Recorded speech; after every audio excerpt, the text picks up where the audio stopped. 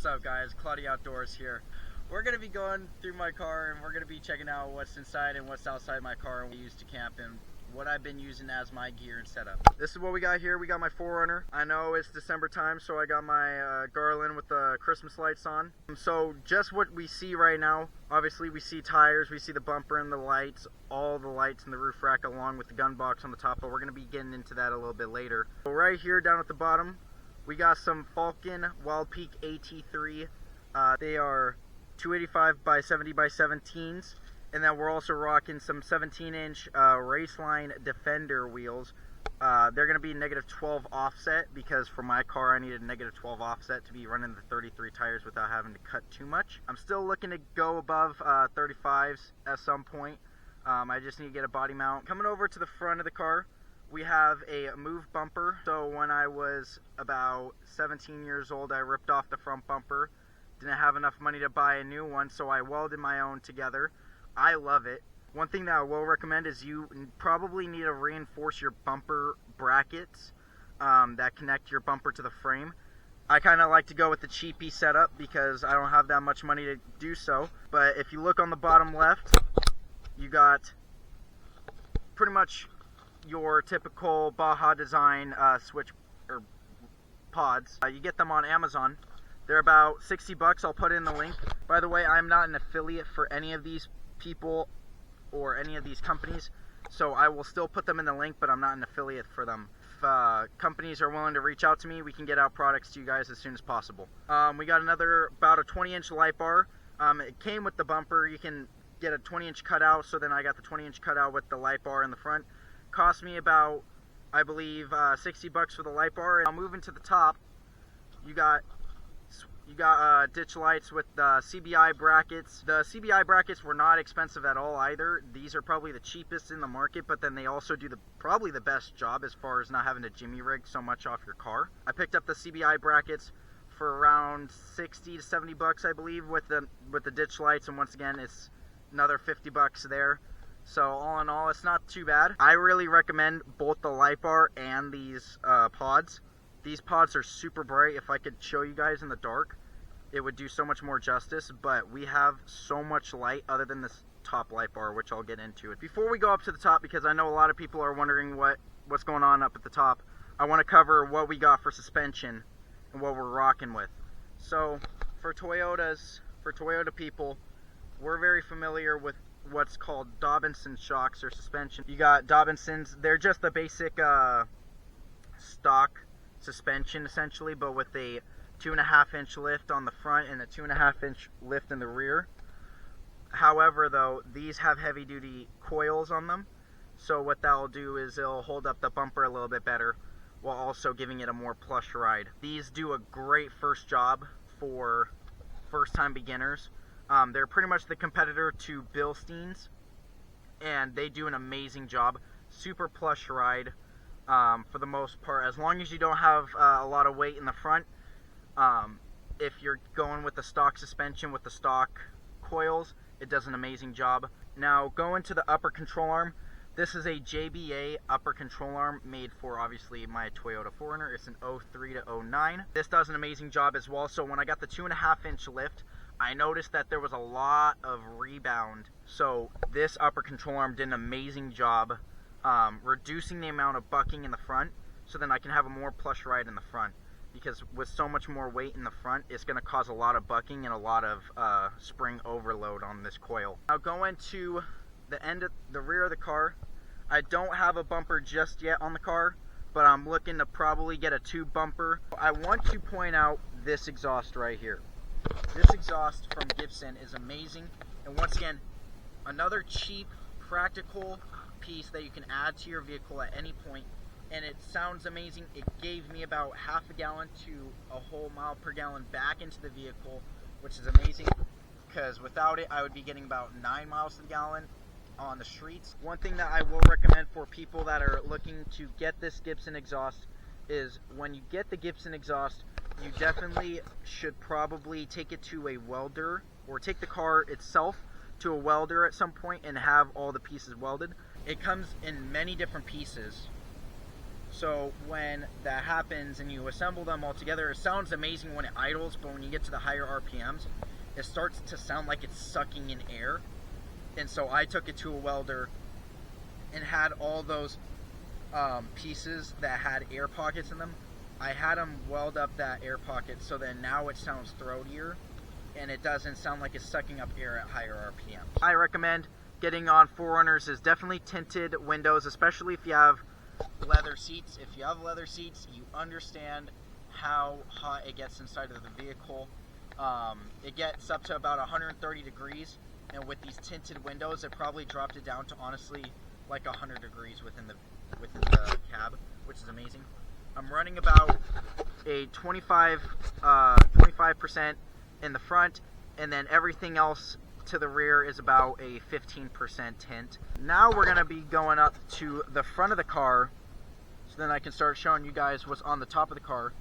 So obviously, since it's around Christmas time that I'm gonna be posting this, I've been having my garland as well as my Christmas lights set up on the vehicle. What is on top of the vehicle? We got a roof rack from Prinsu. It's typically around, I want to say 900 to 1,000 bucks, but I got it for like 20% off, so it came out to like 800 something bucks. So once again, another great brand. I really recommend Prinsu. Has a bunch of different accessories that you can add to it, and it makes things a lot easier to carry stuff on top of the vehicle, so then you're not having to cram everything inside the vehicle. We have about a 42-inch light bar from Rigid Horse. This light bar, 90 bucks, and I have compared it to a couple other friends that own Jeeps, and they have KC light bars all in the front, but they got 2 pods and a light bar in the front similar to mine. And I tested my light bar out compared to those 4 KC lights, and mine shined a whole lot brighter. I promise you guys will not be disappointed when you guys hook up this light bar and see how much power it has. It's insane. It's like I can almost see probably about a quarter mile to like a half a mile away just from this light bar alone. Going up to the top of the vehicle, we have a gun box as well as traction boards from XBull, and then a Tuff Stuff Overland Awning. I really recommend the Tuff Stuff Overland Awning. I have never had problems with it as far as the wind goes. It has great mounting points on the roof rack, but then at the same time it also is very stable in the wind, which is surprising considering it's just a piece of fabric and pulls. This traction board, I have never used it before as on my car, but I've used it on so many other people's cars. These traction boards do an amazing job getting my friends out. I have inside this gun box, I'll open it up in just a sec, but it has all my recovery gear. So what I got here for you guys is I have an air compressor kit. I also have a portable jump starter kit in case if for whatever reason my battery decides to go bye-bye on me. You always got to have a gas tank on you just in case, because you never know what's going to happen out on the trails. If we got 2 different types of ropes, one to pull us through the forest, so this one isn't necessarily supposed to hook up to any other cars. However, you still can, but the primary purpose of this strap is to pull you around trees, whereas this guy is meant to not necessarily pull cars. However, I have used it before to pull a few cars out. I just had this laying around inside the house, so I picked it up. You got your jumper cables as well. Also inside of here, you have a Boulder Tools Pro Deflator Kit. Comes with obviously your standard pressure gauge. It comes with stem cap receivers as well as stem cap deflators. So other than that pressure kit that I showed you guys, these automated deflator kits, essentially you hook them up to the tire, or you put them on the stem cap just like a normal stem cap. You're able to move this washer around right here, and what that allows you to do is it allows you to simultaneously adjust the pressure of the tire while you're deflating it, and it'll set it and stop deflating the tire at a certain PSI. So what I recommend, what you do is when you get these, you be very careful how much you deflate out your tires, but when you finally get to the PSI that you're looking for, you can start moving this washer around, and then you can also start this screw right here at the top, or this nut right here at the top. That also adjusts too, so you can clamp them down. Now we're gonna move into the inside of the car and what I got going inside of the car. So what I had done, the first few things that I had done to the car was I got these pair of handles. You can find them on Instagram. I'll put them once again in the link in the description. But these pair of handles, they're all hooked up from the tailgate, and then as you can see, all the way up in the rear and the front of the car. And then they also came with behind the seat handrest handles, which makes my life so much easier, especially for the other people sitting inside the car with me as I ride, because I know a lot of the times they're swing, so being able to grab onto something that's going to be strong and is going to stabilize them is amazing. And I know also on the 4Runner handles, they're kind of a little bit awkward. I got those handles so then people are able to move as they please, and they're not just like stationary there with a stiff arm. Going into the vehicle, we got 2 totes, we also got 2 bags, and then if you guys can't see, there's also another bag in right behind all the other stuff. This first tote, I want to keep this tote so then it can provide as a solution in case if in the event that I break down and I need to spend the night somewhere. We got our Ascend sleeping mat, and this sleeping mat is super cheap and I recommend it oh so much. So we have our Cabelas sleeping pillow as well as the Kelty, I believe it's called the Biggie Blanket. These guys, as well as the sleeping bag, once again are super cheap. If you're trying to do it on a budget, I really recommend these guys. We have our Bass Pro stove.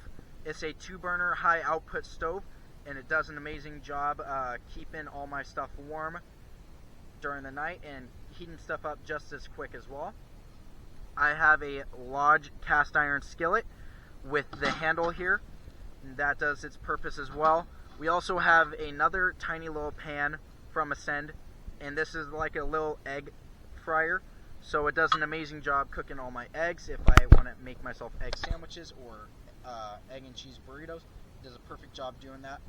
And then obviously you got to have your propane so then you can heat up your stove and keep yourself warm. And I'm not going to get too much into what this tote's purpose is for, but basically this has all of my trail maps, my cooking books, as well as any tools and gloves that I have inside of here, such as like my Dewalt tool set, as well as my Husky pliers. This bag right here holds all of my kitchen equipment, so all my cutlery, knives, forks, as well as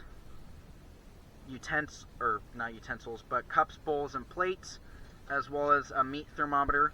I keep that in here and not in there just because I don't want it to get damaged. This is my kitchen set from Cabelas, and basically everything that I need to be able to have the space or the ability to cook is within this bag. I really recommend it. It cost me about 150 bucks for the set, but it does an amazing job serving its purpose as far as giving you the organization and the room above the ground to be able to cook all of your food supplies.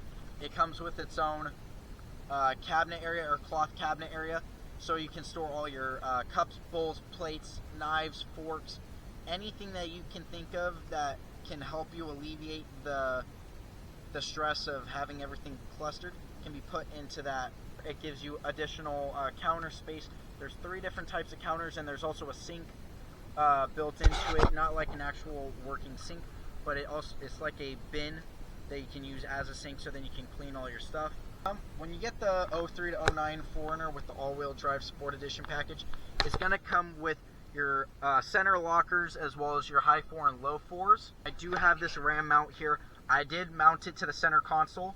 I do need to find a better way to mount it up to the front because I don't like that I have to look down.